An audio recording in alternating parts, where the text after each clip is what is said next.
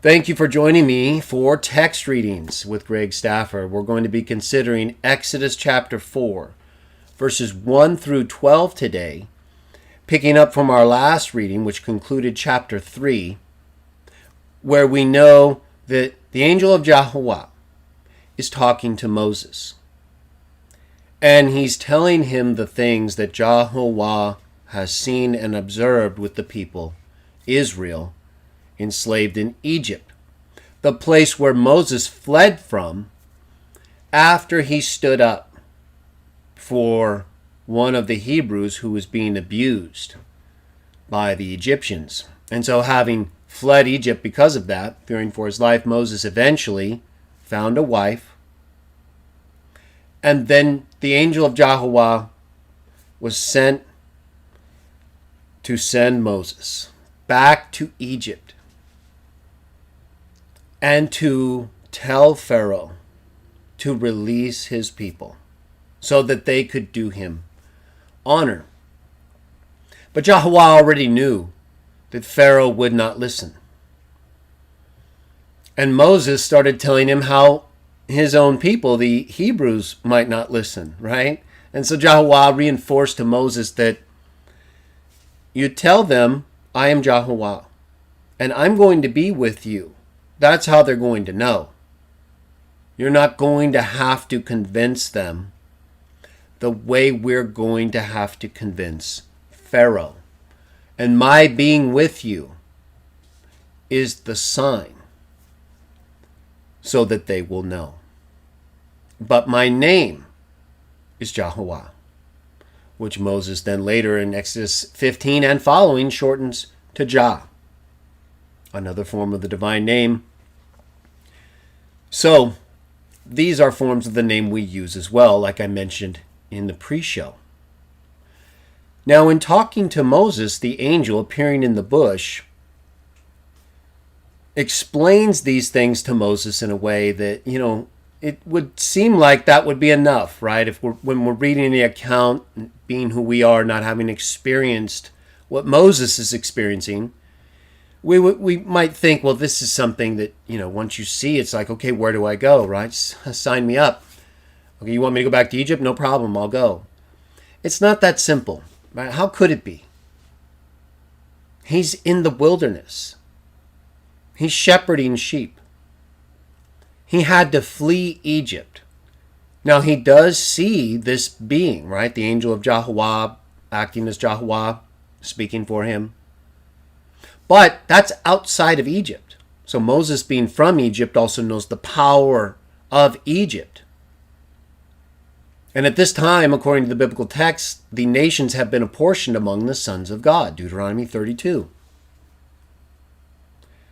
So, it's not that simple, because even if Moses is convinced that Jaho is real, right, that he's a real God, there's nothing yet to Moses that would make him think Jaho is necessarily more powerful than the gods of Egypt. Not yet. What would it be, right? Egypt is the kingdom of the earth, dominant in all ways, controlling the land. So while another God may be appearing to Moses, it doesn't seem Moses is overwhelmingly convinced, right, that this God that he's encountering is going to be able to do all these things and deliver the Hebrews or himself, right, when he goes back from Egypt. So I think when we look at it that way, and that's how we should look at things historically, right, in their context, not really how we see them today. Sometimes they're the same, but here, that's not the case, right? We read the accomplishments of Jaho in Egypt and all these things after they've taken place. That hasn't happened yet. None of this is written down the way it is now yet. There are records that contain things that become a part of the Bible as they're written down, right? Accurate history information from before the flood, since the flood. But right now, there is no Hebrew text. They haven't even been given the law yet. That's coming next. So understand where we are. There is no written text like this that we're reading right now. Anywhere close to it. We're reading the things that are then written down as they're happening. So Moses is right in it. And this is how he likely saw Egypt, their gods, and Jaho. And so it makes more sense when I read it and see it in that light, why he would not be overwhelmingly convinced and, just ready to take on the world, right? It's not so simple. This is a real account. And that's why it has those real elements and dialogue like we're going to see in our reading right now. So let's get to it. Exodus chapter 4. We're going to be reading verses 1 through 12. And as you know, if you've watched my text reading videos or just reviewed the translations I've done to date on the Christian Witnesses of Jah discussion board, then you know I'm doing the Greek and Hebrew of the Old Testament books, or Aramaic as it comes into play. So when you see H right here, that's the Hebrew. And then below it is G for Greek. And so while most of the time they're the same or very similar, this at least gives you a good idea, as it did me in going through it, the differences between the two main texts that represent the Bible, or at least the Old Testament. All right, so let's pick it up. Verse 1, right in the middle of this discussion with Jaho, and he's sending Moses back to deliver the Hebrews. He's telling him what's going to happen with Pharaoh, about the sign, his name. Verse 1, but Moses began to answer and to say, now consider this. What if they do not believe me? And what if they do not pay attention at the sound of my voice? For they will say, Jaho has not appeared to you. Verse 1, Greek translation, but Moyses, and as I mentioned before, initially I was going to transliterate all of the Greek proper names. And so at times you may see a little bit of a unusual representation in the English. But I'm going to change that and go back to just the anglicized forms we're used to, with a note in the first instance of the use of each proper name in the Greek text, showing its transliterated form, which has some value. So I want to point that out so you know what's going on when you see the red underlined Moyses. But Moyses answered and said, what then, if they neither believe me nor listen to my voice? For they will say, God Jaho has not appeared to you. What will I say to them? Now you notice here at times in the Greek, I put the divine name in brackets.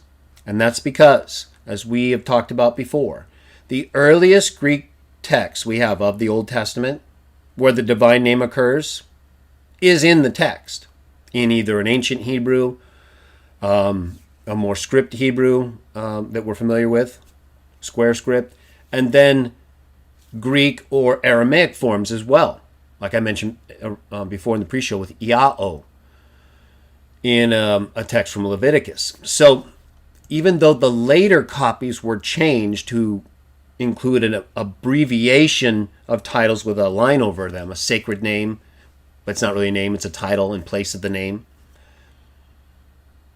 I put the divine name in brackets next to the term actually used in our most complete and post first century Septuagint text, the one I'm translating, until I get to a text, the few that we have that actually use the divine name first century or pre. Then I'll use it without brackets and a note referencing the text. But I believe originally the Septuagint had the divine name everywhere the Hebrew Aramaic text does, just like the text we found show. But that the Septuagint, like the New Testament, was later changed to include these sacred name abbreviations, none of which are shown or used equivalently in translations today. People give the Watchtower or people like me grief for using the divine name for the reasons I mentioned, or that in the New Testament where it quotes the Old Testament. And yet, the fact is, they don't use what they say should be used, a sacred name abbreviation, right? No, they use a full pronounceable form of either Lord or God. That's not what's in those texts. So I don't believe they have really a standing to make that accusation. They need to modify their argument, is what I'm saying, and probably all of their translations of those texts. Good luck with that. All right. Did we read? We did. We read verse 1. Let's get to verse 2, Hebrew translation. Then Jaho began to say to him, Moses, what is this in your hand? Moses said, a staff. All right. Obviously, Jaho's angel saw the thing in his hand, but whether it's for walking or for using to look for things or to use for firewood, obviously it was just a piece of wood in his hand. So he inquired, or was making an inquiry to draw Moses out to demonstrate what he does next. Verse 2, Greek translation. But Lord Jaho said to him, what is this, the thing in your hand? Moyses said, a staff. Verse 3, Hebrew translation. He said to Moses, throw it on the ground. So Moses started to throw it on the ground, and it became a snake. Then Moses got away from the snake's face. Verse 3, Greek translation. He said to Moyses, throw it on the ground.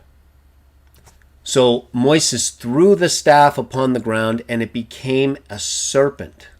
And Moyses fled from it. Verse 4, Hebrew translation. But Jaho said to Moses, send forth your hand, and grasp it by the tail. So Moses sent forth his hand, and he grabbed at it, and it became a staff in his hand.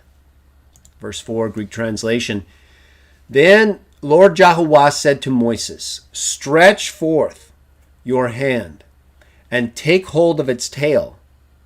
Therefore Moyses stretched forth his hand to take hold of the tail, and it became a staff in his hand.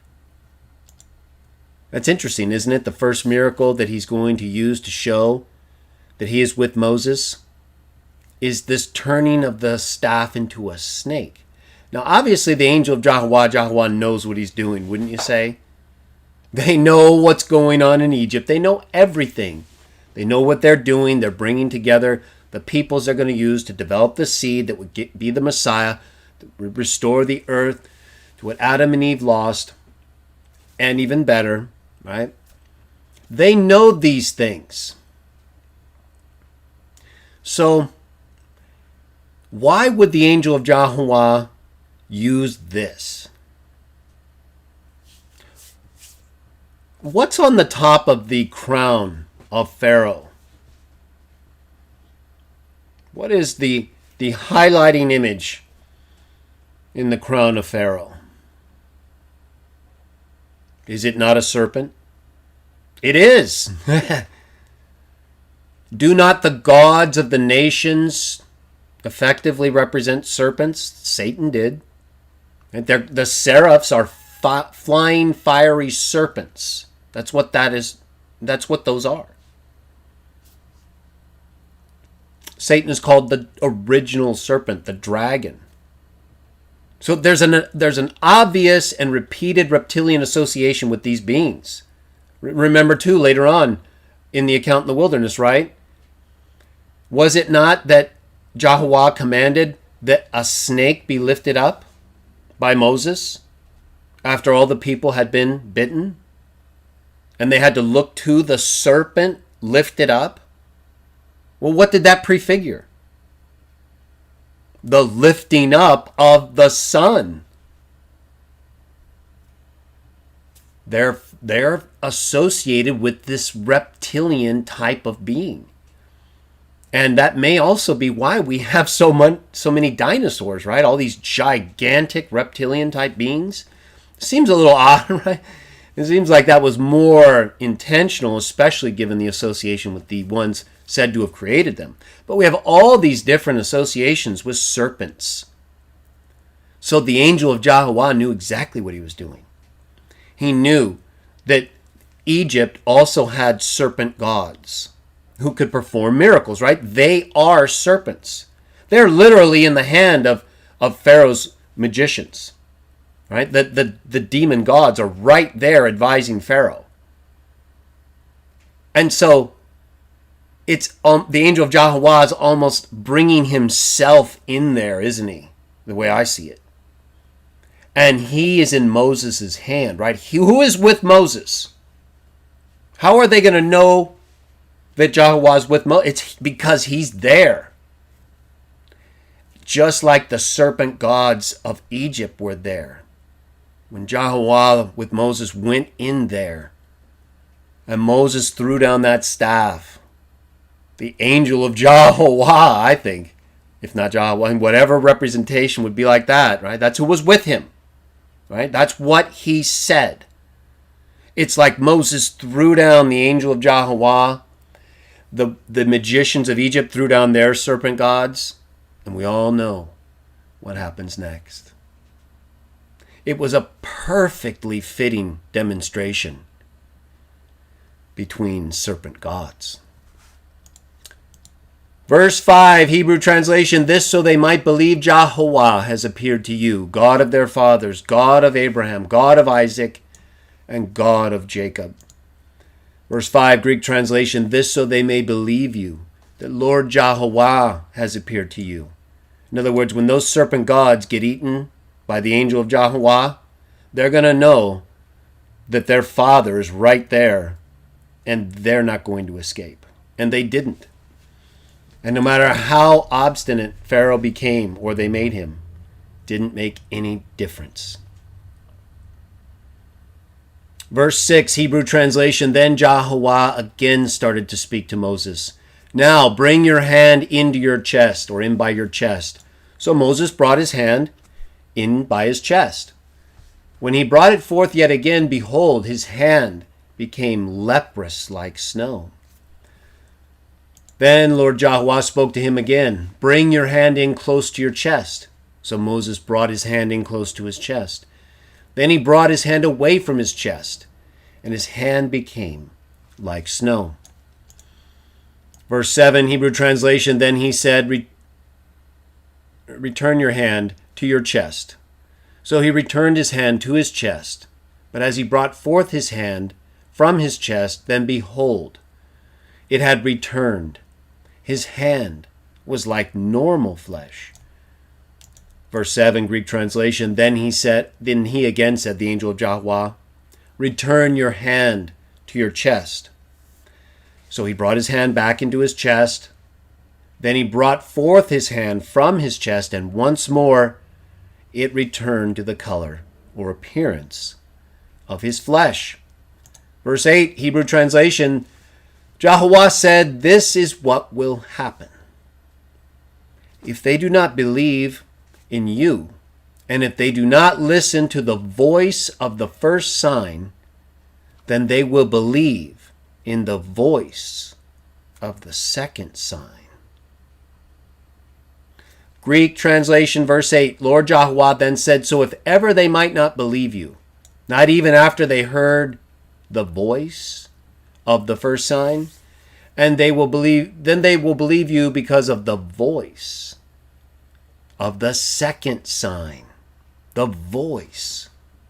A couple things here. First of all, I think that may also lend credence to what I said earlier about the staff and the serpent actually being representatively or materialistically by taking on form the angel of Jaho versus the gods of Egypt.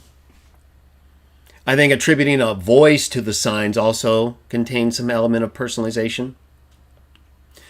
But let me also point out here, and I believe someone had asked me a question or pointed out someone's question that they didn't understand what it meant in Genesis when it says the voice during the breezy part of the day, the windy part. They heard, Adam and Eve, the voice of Jaho walking in the garden. And they couldn't understand how that could be true.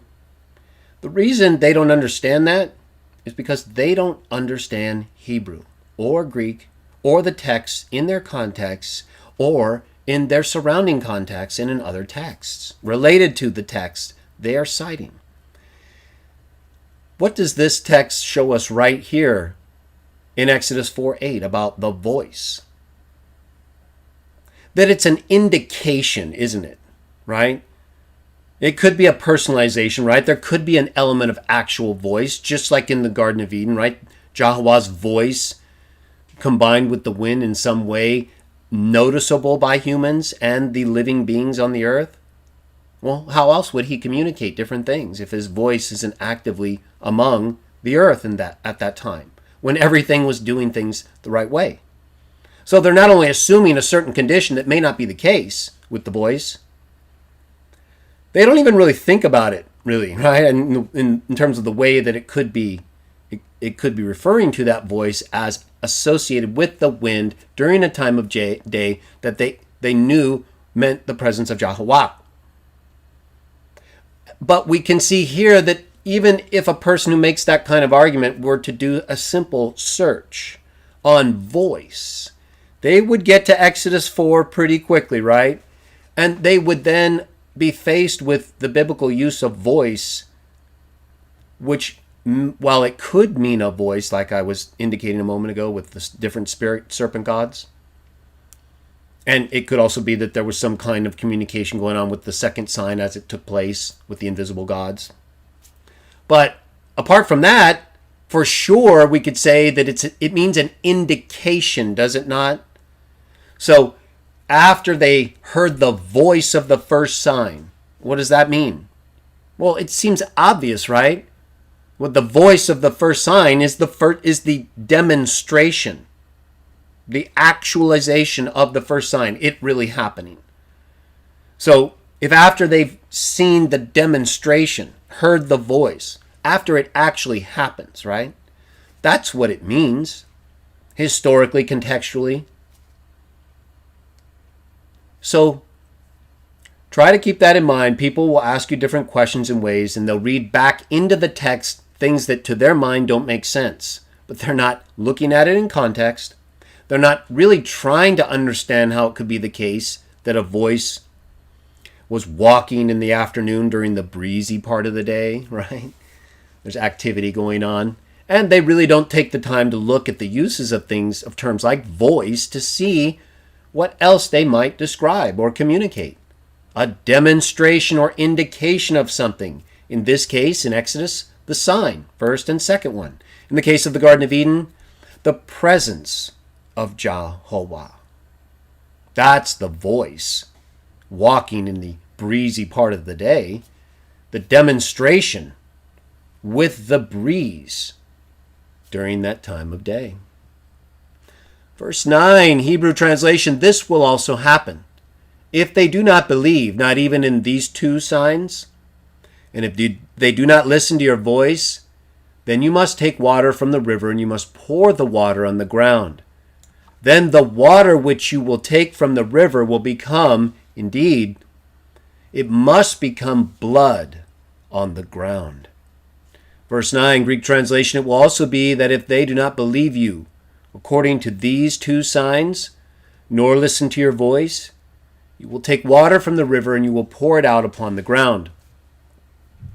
Then the water which you should take from the river will become blood upon the dry ground. All that reference to water made me aware of the need to keep my voice hydrated. Verse 10, Hebrew translation. But Moses started to speak to Jaho. Please forgive me, Lord. I am not a man of words, nor was I such a man yesterday, nor 3 days earlier, nor have I been good with words since you began to speak to your servant. For I have a slow mouth and a slow tongue. Verse 10, Greek translation, but Moses said to Lord Jaho, I implore you, Lord, since before yesterday I have been unfit for these tasks, nor have I been fit for these tasks since before the third day, nor from the moment which you began to speak with your servant. I am weak in voice and slow in speech. Verse 11, Hebrew translation. So Jaho said to him, who has set up a mouth for man? Or who puts in place a speechless person? Or a one who is deaf? Or a seeing person? Or someone who is blind? Is it not I, Jaho? Verse 11, Greek translation, then Lord Jaho said to Moses, who gave a mouth to man? Who makes a person hard of hearing, even deaf, or a blind and a seeing person? Who decides all that? Who lets all those things happen or changes them from happening according to his will? Is it not I, Jaho God? Right? Knowing that through our imperfection we have to have all of these things as a result and consequence of our decisions. Jaho is not going to cure every infirmity and ailment, not right now. But he's the one who allows them all to continue to happen, or to shield people like his son or the Hebrews with laws or directly by action to make sure that what he wants to happen happens. There's no way out. Jaho allows all things, or he takes control, or he gives control to others, which is an allowance on his part that he ultimately still controls. Verse 12, last text. Then we'll talk a little bit more about it. Verse 12, so then go, and I will be with you. I will be with your mouth. I will teach you what you will say. Verse 12, therefore go, and I will open your mouth, and I will educate you in that which you are about to speak. So it's going to require faith, right? I mean, Moses doesn't really feel comfortable doing this. And again, that's understandable, not only in light of the context involving him as a shepherd in the wilderness, away from Egypt and its powerful civilization and gods. There's still a lingering question to Moses as to whether or not he can pull this off. Right? He sees the God, the angel of the God, and he recognizes this is a God. But again, there's this background with Egypt and their gods, and it has not been demonstrated. The voice of the first sign has not been heard, nor the second, nor the third, nor any of the plagues. So it is understandable why this is happening. And it shows the reality of these things when they took place. The real dialogue, right? Moses writing down what happened when he encountered these things and what was said and what took place, right? He's being honest here. It didn't have to include this, right? This isn't like a necessary part of a story involving someone picked by a god to go and free and enslave people. And this is real dialogue to me. And it fits the context and discussion of what happened leading up to this point. And so we're going to find out more about Jaho's response to Moses and the things that he's told to do in our next text reading. But let's take a look at another text that kind of highlights this last part about Jaho being the one who tells us what to speak and what to say, no matter where we're called to speak or to say certain things. Let's take a look at the account in Luke 21, and then we'll wrap this up. Luke 21, 12 through 17. So we know already that Jaho recognizes the infirmities in humans, but if he chooses to use you, he believes you're ready. Moses was ready. He would have been successful if he went forward and didn't have to rely on Aaron, like we'll find out later. He would have. But he lacked faith. Right? Moses didn't have perfect faith. He wasn't ready yet for even the thing that he was ready for, right? According to God.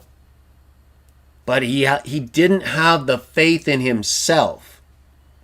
Jaho believed in him. Jaho knew, and even if he believed that Moses couldn't do it on his own, he was going to be with him, right? That's the sign. Ehyeh. I will be with you. He said it even in our reading. I will be with your mouth. Right? That's future when he goes forward to speak. But Moses just doesn't have a good mouth in that way, and he doesn't yet have the faith that the God appearing to him can do these things. Right? He's seen things. He's seen a staff turn into a serpent. He's seen his own hand become leprous and then return to flesh. But he still doesn't fully believe he can accomplish everything he's being asked to do. And I think that's understandable to some extent.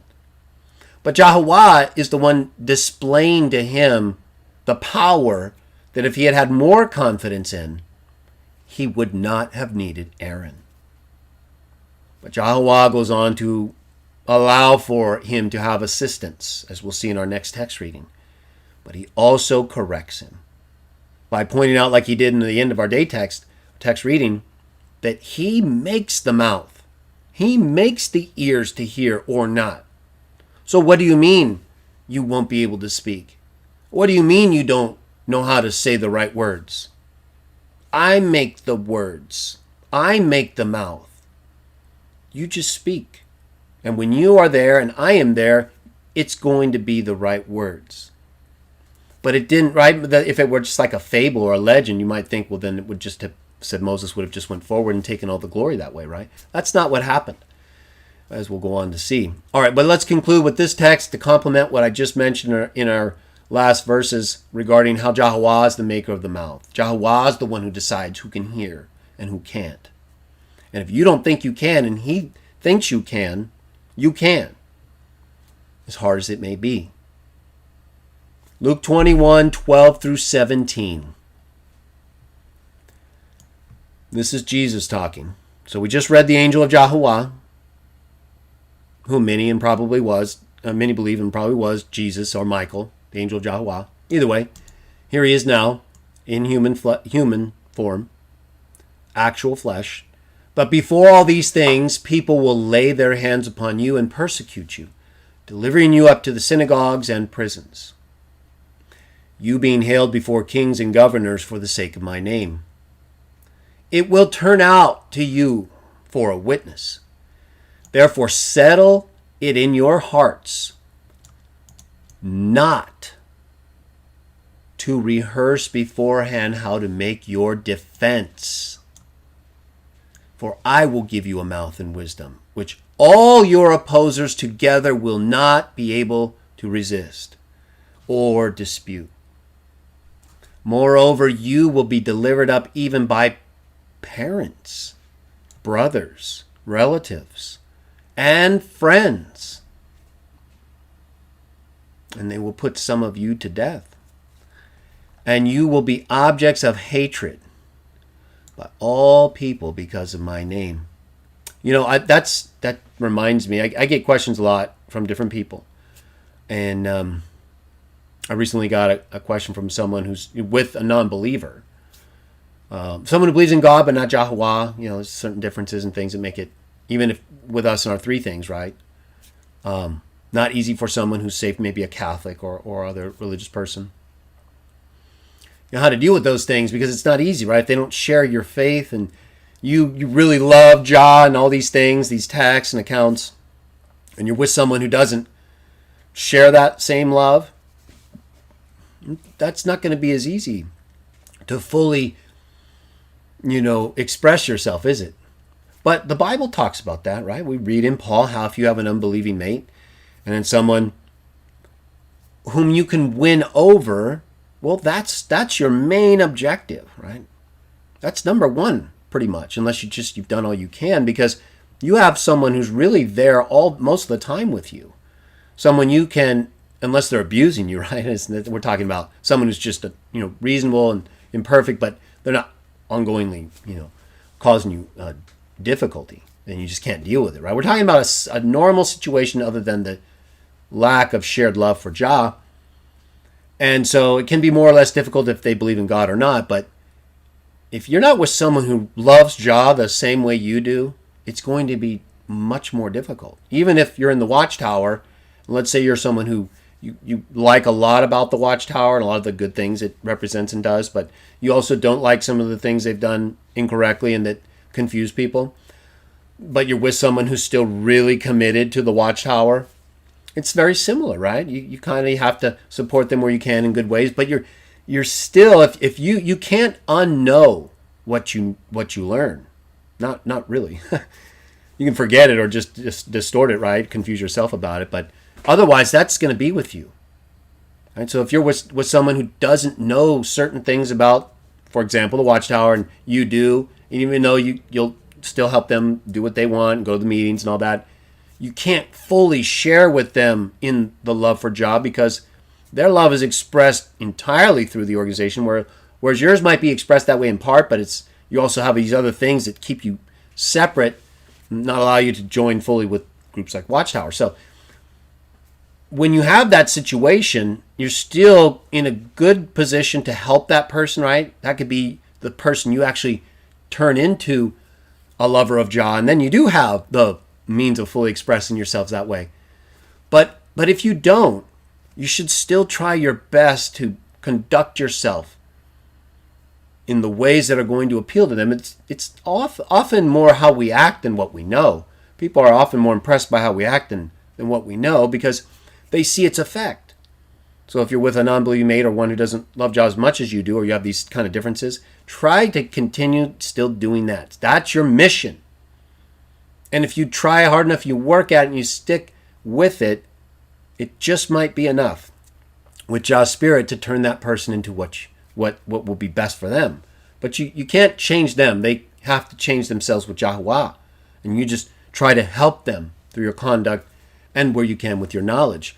But if you don't, it's going to make this a lot more difficult, right? So if you're with an unbeliever and you reach this point where you're having to be brought before people like Moses, right? He didn't have anyone. They had Aaron, his brother, right? But he had to go back and convince them first, right? And so it's going back at the start, he had no one. And then he gradually got people to recognize Jaho was with him. And so he started to have more and more, and then of course the whole nation. But you may have a similar situation where you're being brought before all these people, like Moses, or like the Christians in the account here in Luke 21. And if you don't have people that are there who at least you've won over by your conduct, part of your family, they're probably going to do this to you, right? Because you've kept that distance, you've kept that difficulty unless you've done your best, right, to just work it out. Because you chose that person. Right? Maybe not every marriage works out. I'm not saying there are no circumstances where you can't leave someone or they won't leave you, but to the extent that you can do what the text says, right, and live with someone and continue to try to show them the effects of true love for Jah, that's what you should do. If you're a single person, right, well then a lot of this may not apply. The parents part, the brothers and relatives if you have those, but the parents part, it could still too. But it may not have like extended family, for example, the relatives of the other party. There could be not just your parents and brothers involved, but the non-believing spouses. If you're a single person, you don't have that other part of the family to potentially give you difficulty, right? But you also don't have them for support. And if you're someone who's still desirous of being with another person, because it's Jah's arrangement, right?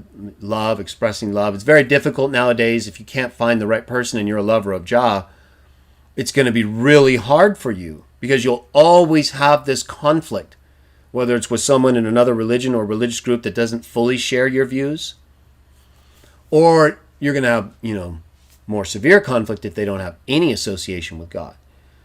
And so it limits your ability to have a satisfying relationship with someone who fully loves Jah apart from any conditions or things that are going to come up later and be a problem. You might find someone who really loves Jah in association with different groups, but they don't really want to hear about some of these other things that you know about. That's always going to be there and make it difficult for you. So you have to find a way to deal with that kind of circumstance or avoid it. But whatever the case, wherever you find yourself, right, don't always think that you have to be like 100% prepared for everything. You have to know all the answers, memorize them, right? That's not the case. Who knows all things, right? We don't know, in a human sense, every single thing. Well, even from someone like me who studied different subjects, Greek, Hebrew, the Bible, I don't know everything. So if I meet someone and I don't know something, I answer to the best of my ability. I still do what I can. I still rely on Jah to tell me the right thing to say. But if I just don't have the information, right? If I just don't have the data, I just say, you know what, that's an interesting point. I haven't really explored it fully yet, but I'll do that and I'll get right back to you. Works every time because you neither validate what they're bringing up to you, right? Nor do you really lose the line because you're still holding it. You're just going to come back later and go over it. So I find now, of course, being prepared we don't want to never be prepared, right? That's, I don't think, what is being said here or in Exodus. But we don't need to be prepared. We don't have to have a rehearsed answer when we are being brought before Pharaoh, other believers, like Moses was being brought to the Hebrews, people he had to convince, right?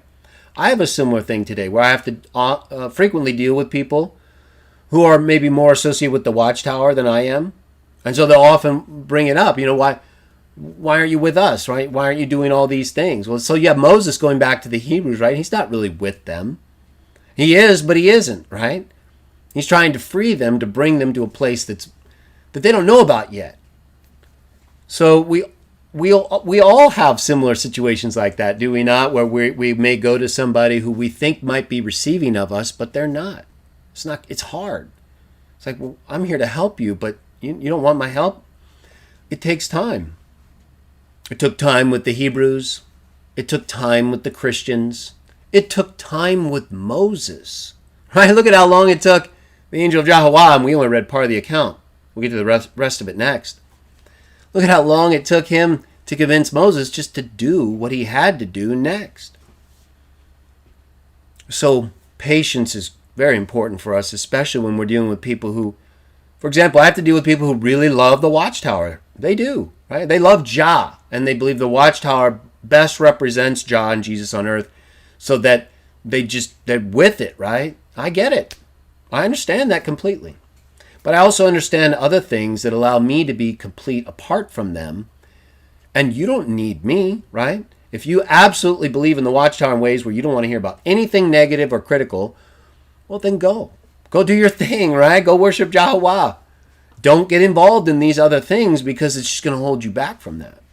It's going to complicate it for you, and it's going to complicate your relationships with anyone in that group. But if you want to be involved in these things, and you still like groups like the Watchtower, you think they do more good than not, fine. But you have to kind of know where you are in life, and then deal with the circumstances accordingly. Otherwise, it may not bring you the kind of joy you're looking for. Right? Moses, he's got his whole thing set up now. He's got a wife. He's got a good extended family, right? Jethro. He's a shepherder.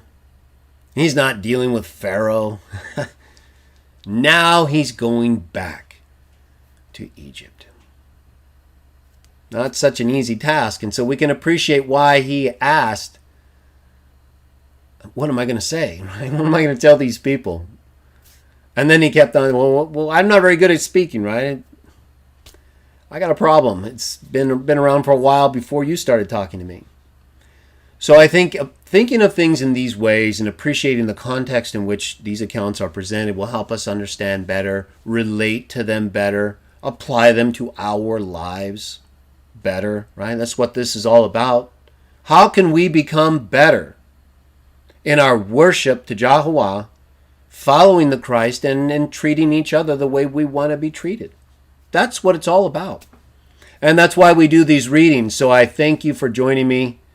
I look forward to joining you next time, where we'll continue our readings in Exodus chapter 4.